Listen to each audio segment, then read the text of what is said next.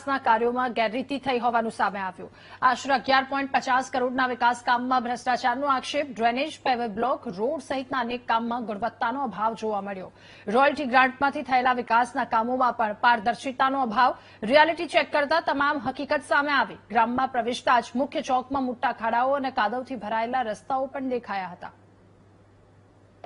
રબારી વાસમાં જે ગટરનું કામ થયું છે તે યોગ્ય થયું નથી અને અધૂરું કામ છે અને પૈસા બધા ઉપાડી લીધા છે એમને। અને બીજું વધતા શેડનું કામ પણ હજી અધૂરું છે અને એમને ગ્રાન્ટ ઉપાડી લીધી છે। અને અમે તલાટી સાહેબને તે વખતે વાત કરી હતી કે આ અધૂરું છે, એટલે તલાટી સાહેબે કીધું કે કઈ કામ નહીં, તમારે જે અરજી કરવી હોય જે કરવું હોય કરી નાખો, એવું સતીશભાઈ તલાટી અમને તે વખતે કીધું હતું।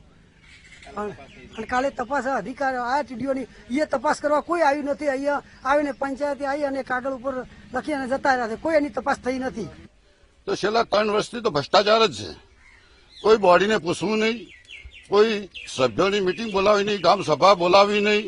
અને કેટલી ગ્રાન્ટ આવે છે મારા ગામની અંદર સત્રાલા રોયલ્ટીમાં આવે છે, રોયલ્ટીની ગ્રાન્ટ આવતી છે, એટીવીટીની આવતી છે, સ્વચ્છતા અભિયાનની આવતી છે, પણ કોઈ પણ એનો વપરાશ થયેલ નથી।